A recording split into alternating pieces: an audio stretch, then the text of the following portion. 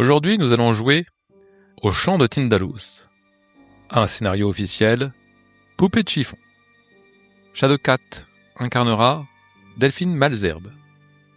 Yarian interprétera Isaac Haddad. Et Monsieur Hutt jouera Anthony Chambers. Bonne écoute. Nous commençons par vous présenter les personnages. Je suis Isaac Haddad. Je suis plutôt petit, menu, un peu maigrichon. J'exerce le métier de photographe. En tout cas, j'essaie de gagner ma vie avec cette profession. C'est pas toujours facile. Il m'arrive de circuler dans les vernissages ou autres pour essayer de décrocher quelques contrats ou me faire financer par un mécène. Je suis plutôt du genre un peu rêveur. C'est ce qui m'a conduit vers ce métier artistique. Quand j'étais enfant, j'aimais bien jouer avec Anthony, qui était un ami. Il lui est arrivé quelque chose de triste, il a perdu son grand-père. Il m'a fait part de son doute sur le décès. J'ai donc décidé de contacter Delphine, qui est aussi une connaissance journaliste. Et j'espère pouvoir aider mon ami dans ses difficultés. Je m'appelle Delphine Malzerbe, j'ai 27 ans et je suis afro-américaine, fille d'un ancien esclave et d'une domestique. J'exerce le métier de journaliste. Enfin, je débute. J'ai un peu de mal à percer dans le métier. Les éditeurs trouvent que mes articles sont un peu trop conventionnels. Donc je suis à la recherche du scoop, du superbe papier qui pourrait faire booster ma carrière.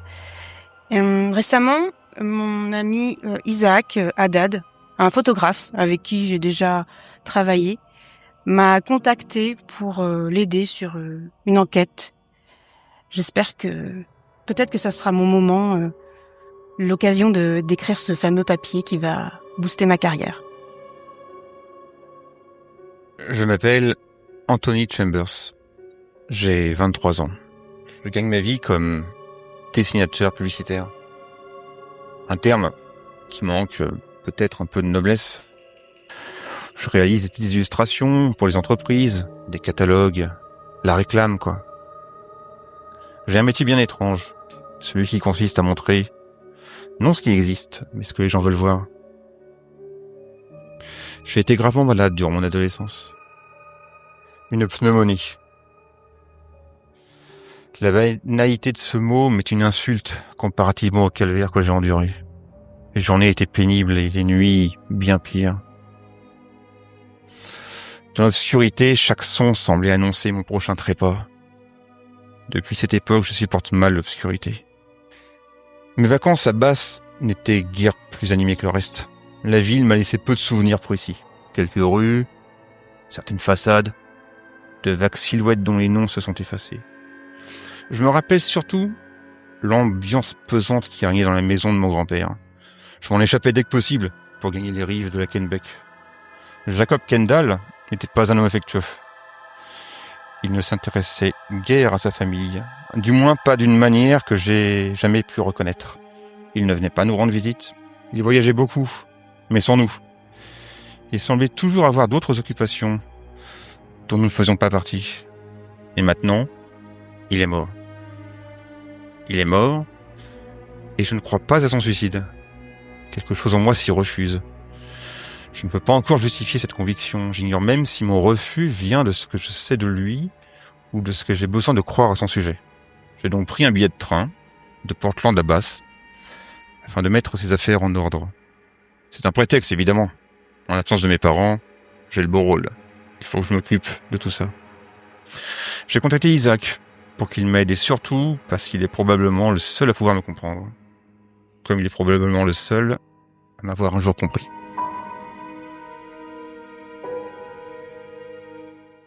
On est le lundi 12 janvier 1920. Il fait froid sur Basse. Il y a une brume qui vient de la mer. Le soleil peine à percer. Une fine bruine tombe sur la ville. et le cri des goélands réveille doucement toute la ville. Tu sais, Isaac, que Anthony va arriver à la gare ce matin. Et peut-être tu t'y es rendu pour l'accueillir, je ne sais pas. Oui, tout à fait. J'y suis allé, je me suis préparé le matin et le cœur un peu serré, je suis allé à la gare puisque j'imagine qu'il est peiné par la mort de son grand-père. D'accord. Est-ce que tu as amené Delphine avec toi ou est-ce que tu comptes aller la voir après? Je vais aller la voir après. D'accord. Donc tu attends sur les quais de la gare l'arrivée du train. Toi, Delphine, qu'est-ce que tu fais ce matin? Eh bien, je me prépare, je mets des vêtements pratiques pour me déplacer et je vérifie bien si j'ai bien mon carnet, peut-être un deuxième stylo, enfin un deuxième crayon au cas où le premier je casserai la mine, etc.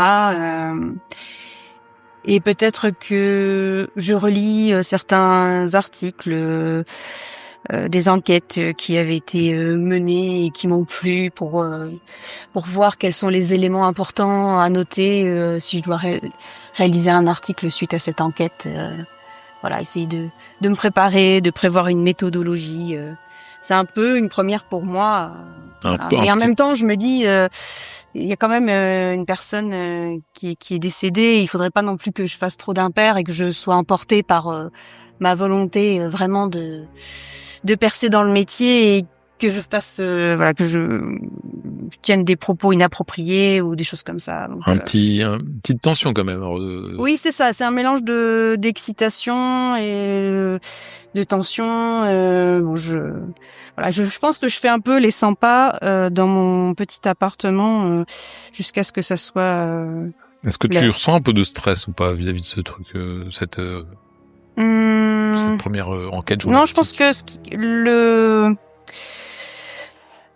la sensation principale, c'est l'excitation. D'accord. Qui est plus forte que très le bien. stress.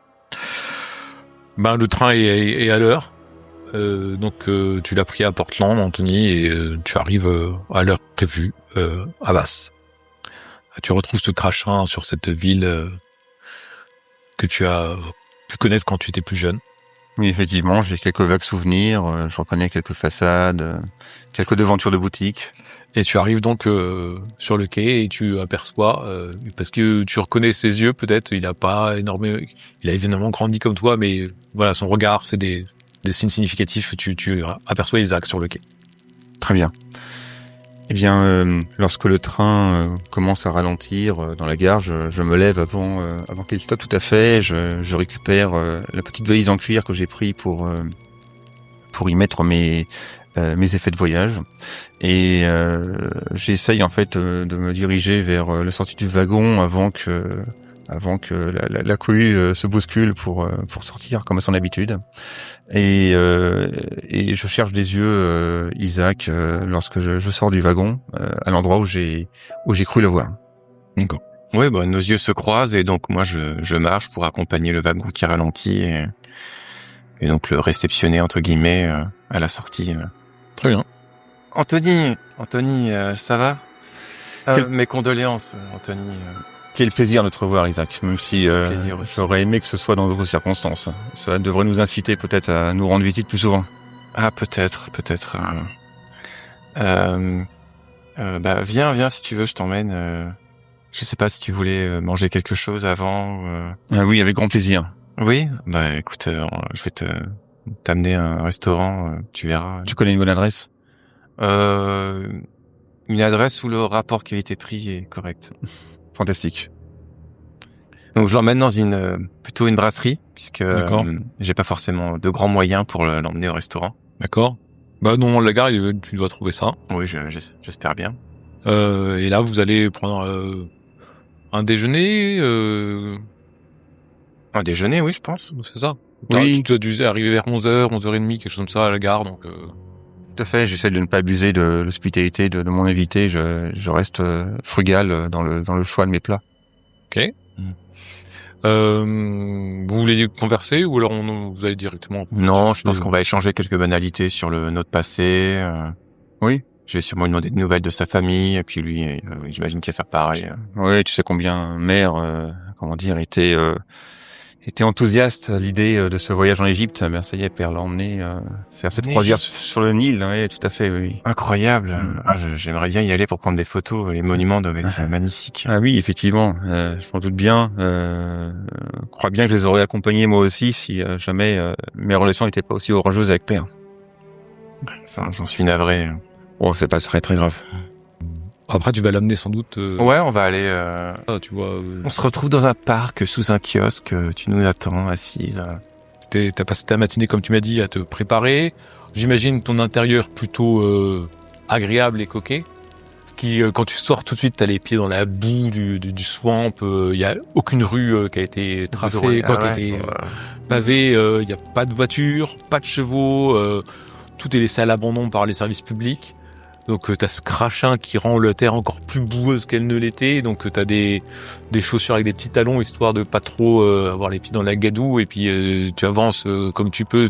T'as l'habitude des petits chemins où la terre est peut-être un peu plus solide, un peu moins meuble pour traverser le swamp et arriver. Donc après t'as ta destination, un parc sans doute dans lequel tu vas. Oui, je m'assois sur un banc. Très bien. Et ben donc ouais. Bah allons voir Delphine. Je vais te présenter Mademoiselle Malherbe. Delphine, peux-tu me rappeler qui est cette personne avant? Une journaliste. Une journaliste. Une journaliste que j'ai rencontrée, très gentille, bien sous tout rapport. Je pense qu'elle pourra nous aider, peut-être pour échanger sur les questionnements que tu peux te poser sur Jacob. Tu sais, j'ai quelques réserves. Je ne suis pas certain que de vouloir mêler la presse à tout cela. Es-tu bien certain, toi, de ton côté, de l'intégrité de ton ami? Imagine si les parents revenaient. Quand ils reviendront, peut-être découvriront-ils quelconque article de presse qui pourrait nuire à leur réputation. Je ne sais pas, je n'y avais pas pensé. Écoute, peut-être le mieux, c'est d'échanger avec elle directement si tu as des réserves à mettre. Ou peut-être changer les noms dans l'article, je ne sais pas. Je t'avoue que je suis pas connaisseur sur la méthode ou les démarches journalistiques. C'est pas trop mon domaine. Bon, en tout cas, c'est quelqu'un qui a des contacts, donc c'est bien je pense que c'est ce qui t'intéressait, si j'ai bien compris dans ta lettre. Oui, tu as raison. Enfin, tu as bien compris que je ne suis pas très affecté par la mort de mon grand-père, mais que je me pose beaucoup de questions sur les circonstances de son décès. Effectivement, à la réflexion, quelqu'un qui a l'habitude d'enquêter, de fouiner, c'est ça que je me suis dit. Il fallait une fouineuse pour essayer de faire peut-être délier les langues ou trouver des documents ou autres. Bon, ça te convient? Je te fais confiance. Très bien. Donc vous allez au parc et tu aperçois Delphine assise sur un banc. Et peut-être toi tu t'y attendais pas parce que t'as pas prévenu spécialement Anthony, mais la personne vers laquelle Isaac semble te diriger, c'est une Afro-américaine. Clairement, je ne m'y attendais pas parce que dans mon esprit, le statut de journaliste est encore largement pourvu par des personnes blanches. Donc oui, effectivement, je suis surpris et en même temps j'ai un peu honte de l'être. J'ai l'impression de ressembler en fait à tous ces gens qui tiennent des discours suprémacistes sur les origines blanches des jeunes des États-Unis encore. Et j'essaie de ne pas le montrer. J'ai peut-être malgré moi un froncement de sourcil ou une surprise sur le visage, mais j'essaie de l'effacer bien vite, un peu honteux de ce préjugé qui émane malgré moi de mon expression corporelle. Donc je m'approche. Bonjour Delphine. Ah, bonjour Isaac. Alors je me lève du banc. Delphine Malherbe, Anthony Chambers. Tu vois que je te tends directement la main comme ça d'une façon assurée. Bonjour monsieur, Delphine Malherbe, jeune journaliste. Eh bien, tout le plaisir est pour moi. Anthony Chambers, un ami d'enfance d'Isaac, qui visiblement vous a parlé de notre affaire. Oui, et puis je me reprends. Je voulais vous présenter toutes mes condoléances, bien sûr, pour votre grand-père C'est très aimable à vous. Et rassurez-vous, c'est dans l'ordre des choses, en quelque sorte. Bien là, on peut dire que il est dans l'ordre des choses que nos aïeux partent avant nous, non? Je ne sais pas quel âge avait-il. Il avait un peu plus que soixantaine. D'accord. Isaac, tu ne m'as pas dit grand-chose. Est-ce que tu préfères qu'on aille dans un autre endroit pour en discuter ou on en discute ici Ben, je ne sais pas. Peut-être que Anthony avait quelques questions avant qu'on commence à parler de l'affaire. Des questions non, plutôt quelques réserves à émettre. Voyez-vous, j'aimerais qu'une forme de tact et de sérieux soit apportée à vos investigations, car j'imagine que en tant que journaliste, vous comptez peut-être faire un papier sur cette histoire. Alors, je vous rassure tout de suite, si j'écris un papier, je vous le ferai lire au préalable, bien sûr, pour que vous le validiez. Et je pense, comme ça, aujourd'hui, écrire un article, que s'il y a quelque chose, comment dire, c'est pour ça que je voulais un peu plus de détails, mais s'il y a quelque chose à mettre à dénoncer, vous voyez, si il y a eu des faux semblants par rapport au décès de votre grand-père, s'il y a eu manigance ou voilà, moi je vois la presse comme cela en fait, un moyen des fois de montrer à la face du monde les manigances de certaines personnes. S'il n'y a rien de tout ça, mais que ça peut quand même vous éclaircir les choses par rapport aux circonstances de la mort de votre grand-père, et bien sûr, là, ça relève du domaine personnel et il n'y aura aucun article. N'ayez crainte. Je vous remercie. Je ne sais pas sur quoi nous allons tomber. J'avoue, je suis très interrogatif. On m'a dit que mon grand-père s'est suicidé. Les circonstances de ce suicide me semblent étranges. Elles sont en tout cas à creuser, à élucider. C'est-à-dire, il était chez lui, il était seul. On m'a pas dit grand-chose, justement. C'est pour ça que j'ai souhaité me rendre sur place, à la fois pour remettre de l'ordre dans ses affaires, mais aussi interroger, j'imagine, les dernières personnes qui l'ont vu, essayer d'élucider les circonstances exactes de sa mort. Oui, vous ne savez pas qui a découvert le corps, par exemple? Non, pas encore.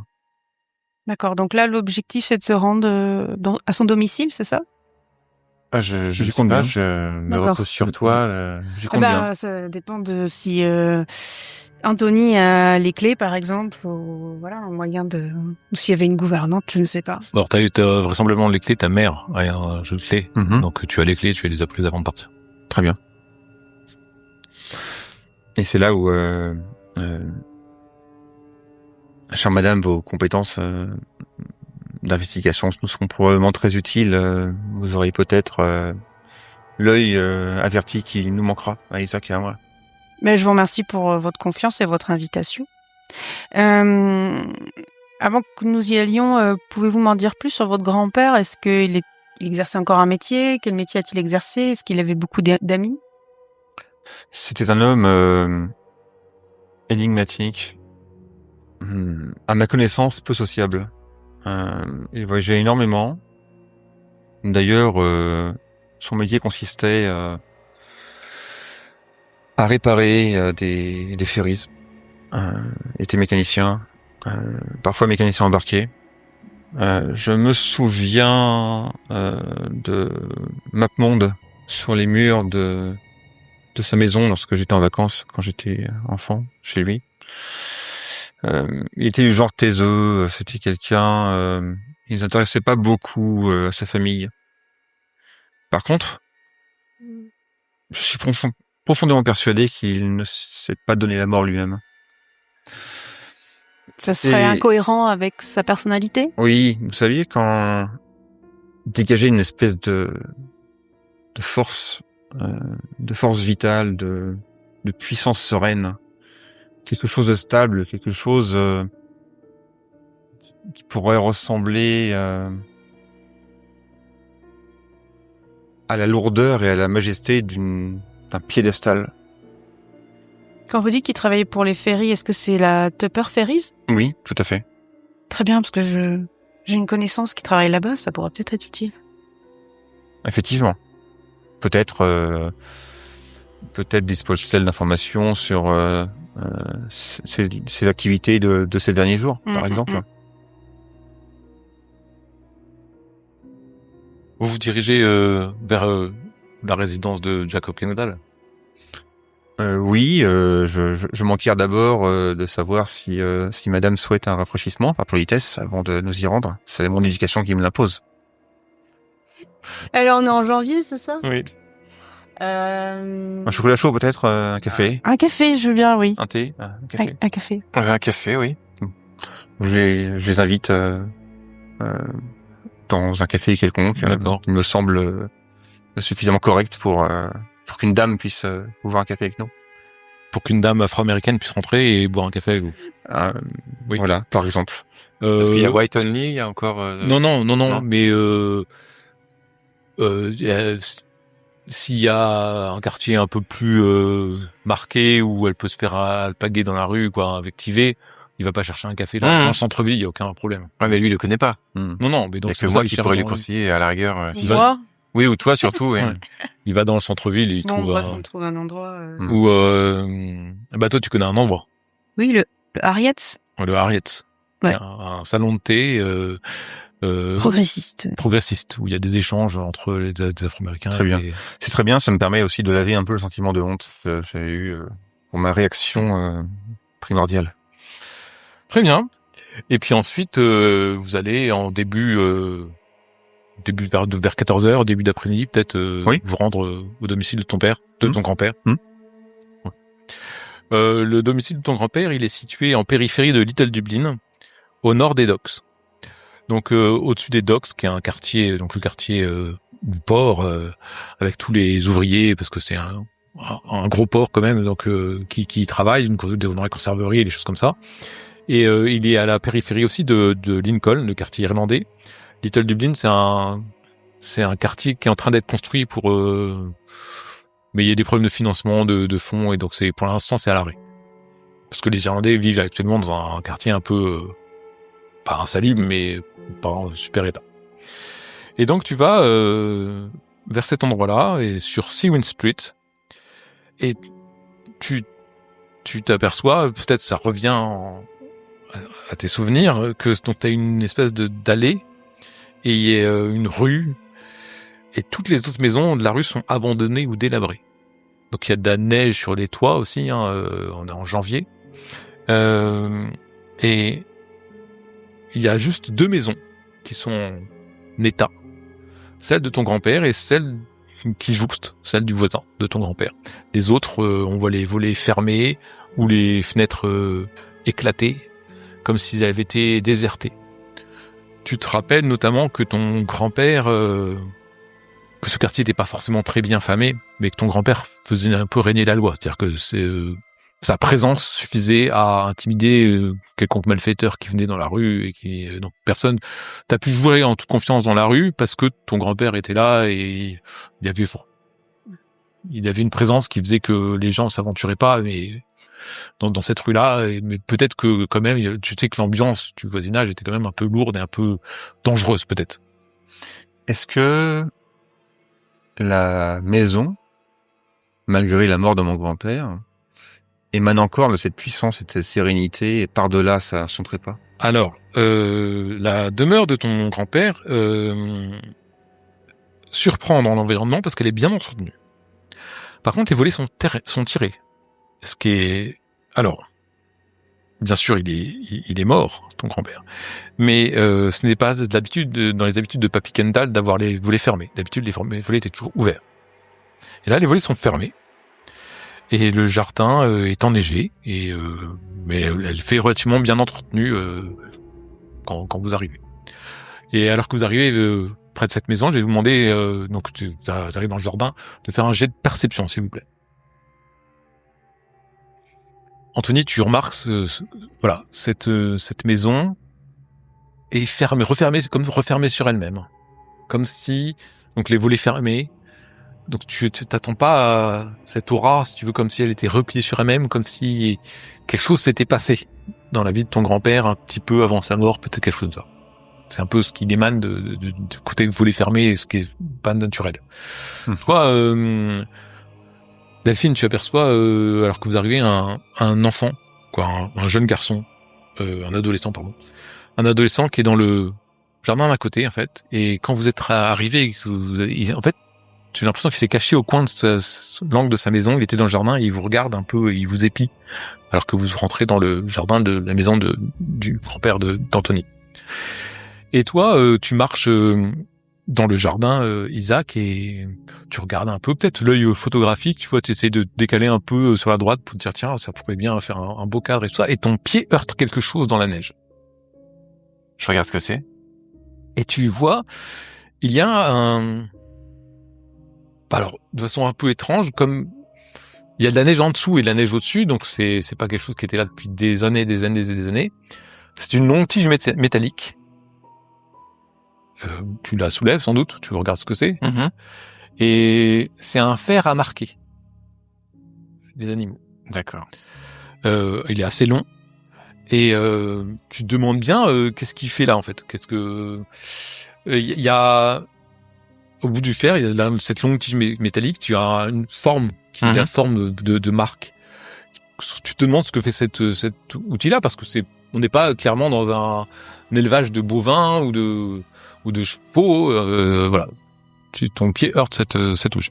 Moi, je me précipite vers Anthony Chambers parce que je me dis, oh là là, comme une imbécile, j'ai oublié de lui demander le prénom et le nom de son grand-père.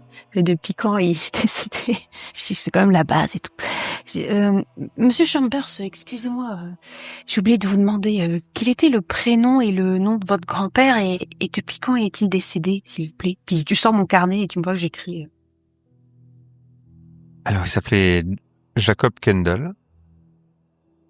Et j'ai été prévenu par télégramme hier qu'il était mort la veille, donc il est mort il y a 2 jours, le 10 janvier. C'est extrêmement récent.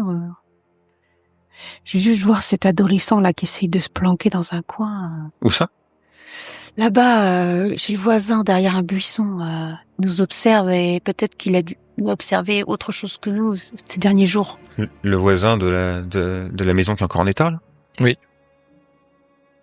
C'est peut-être le fils Tes voisins? du couple Carpenter.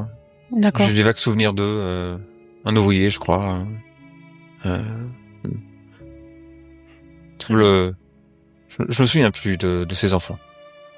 Mais peut-être ça dit quelque chose. Oui, si il est souvent dehors, il a dû voir si, je sais pas, quelqu'un a rendu visite à votre grand-père ou quoi, ou entendu des choses. Effectivement, je compte aller le voir, c'est pour ça. Si C'est une bonne idée parce que son père n'était pas un fauteur de troubles. Donc pourquoi pas? Il nous épiait, dis-tu? Oui. Il a cherché à se cacher, mais je l'ai vu. Vous préférez aller le voir? Allez-y, n'hésitez pas. Donc toi, tu vas t'aventurer chez le voisin. Ah, parce qu'il est chez le voisin, mais derrière un buisson? Ouais, il était chez lui. Ouais, il était chez lui en fait. D'accord. Non, je vais aller à la grille. C'est comment c'est fermé, c'est ouvert? Il y a une grille qui est ouverte. Toi, tu vas plus à l'angle de la maison peut-être. Et il y a un petit chemin qui mène à la porte d'entrée de la maison. Lui, il est peut-être passé derrière. Tu sais pas. Est-ce que tu veux aller t'aventurer à sa recherche dans le jardin ou est-ce que tu vas frapper à la porte en fait? Non, c'est ça la question. je vais aller devant le jardin et puis j'essaie de voir si je le revois. Quand tu te non, il se manifeste pas quand tu t'approches du jardin. Peut-être qu'il est rentré par derrière. Peut-être que enfin tu le vois pas là. Il s'était caché derrière la maison. Est-ce qu'il a resté à bout des pieds? Est-ce qu'il est parti par derrière? Tu le vois pas quand tu arrives devant le... Bon, je me dis que si j'essaie de toquer chez les Carpenters, je trouve que ça serait plus adéquat que Monsieur Chambers soit là, voilà, pour dire qu'il est venu voir son grand-père, etc., plutôt qu'il y ait une Afro-américaine journaliste qui fouille. Donc, je vais pas entrer chez les gens sans permission. Donc voilà, je reviens et je dis ça à Monsieur Chambers. Je dis bon bah il s'est planqué, mais je me suis dit que ce serait peut-être plus à propos après quand nous soyons allés dans le domicile de votre grand-père que vous, éventuellement, si vous le souhaitez, sogner chez les voisins pour savoir un peu plus de ce qui s'est passé. Mais bon, moi, je suis une étrangère un peu ici. Il pourrait peut-être mal le prendre de vienne fouiner. Voilà. Mais écoutez, voilà ce que je vous propose, effectivement, c'est de suivre votre suggestion, tout simplement. Examinons d'abord le domicile de mon père et ensuite allons voir les voisins si ça convient aussi à Isaac. Oui, Isaac, au fait. Isaac? Je suis là. Non, mais pas de problème, je vous suis. Qu'est-ce que tu tiens à la main? Je trouvais ça par terre, un objet qui traînait. Je le lâche par terre. Ah bon? Moi, Qu'est-ce que c'est? Ouais. Est-ce que moi ça me dit quelque chose ou pas? Parce que au début ça fait penser à, tu sais, les esclaves, ils pouvaient être... Alors, est-ce marqués. qu'elle a eu le temps de le voir, tu penses, Isaac? Non. Non. C'est une tige Il y d'acier, avait une vous espèce savez, de pour marquer le tisonnier. bétail. Une espèce de tisonnier. T'as vu Pour une marquer espèce le de tisonnier. bétail. Il avait du bétail, votre grand-père? Du bétail? Non. Pas fait ma connaissance. Ni bétail, ni ranch. Il faut négliger aucun indice, Isaac. Ah, pardon. Je ramasse du coup prestement la tige et je montre... Ah, mais il y a un symbole mais- au bout. oui, je ne reconnais pas le symbole. Et tu as trouvé ça où exactement? Par terre, là. Dans le jardin? Oui. Ça alors? C'est peut-être rien, non? Vous pensez que tout est une importance Si Monsieur Kendall n'a absolument pas de bétail, c'est quand même étrange que quelqu'un ait laissé tomber ça ici. Et puis ça pourrait servir d'une arme contondante pour porter un coup, par exemple. Mais je la relâche du coup, au moment où elle dit ça. Je regarde mes mains. Isaac, arrêtez de lâcher Non, ce elles sont mouillées parce que tu l'as prise. Pardon, mais j'avais peur qu'il y ait du sang. On ou pourrait des peut-être le poser empreintes. quelque part, tout simplement. Oui, alors je le ramasse précautionneusement avec 2 doigts Hein et je vais le mettre dans la maison une fois qu'on sera rentré. Sur le seuil. Ok. Oui, d'ailleurs, Tu peux mettre à côté de la porte si tu veux. Oui, voilà. Ouais, vous voilà. mettez la porte. il faut trop tarder à ouvrir. Je prends le trousseau de clés, je m'en parle le trousseau de clés, T'arrives et tu Ok. t'aperçois qu'en fait, tu mets ta clé dans le verrou et alors plusieurs choses. Déjà, la clé ne semble pas convenir, comme si le verrou avait changé. Tiens. Et la porte grince doucement parce qu'en fait, elle s'ouvre.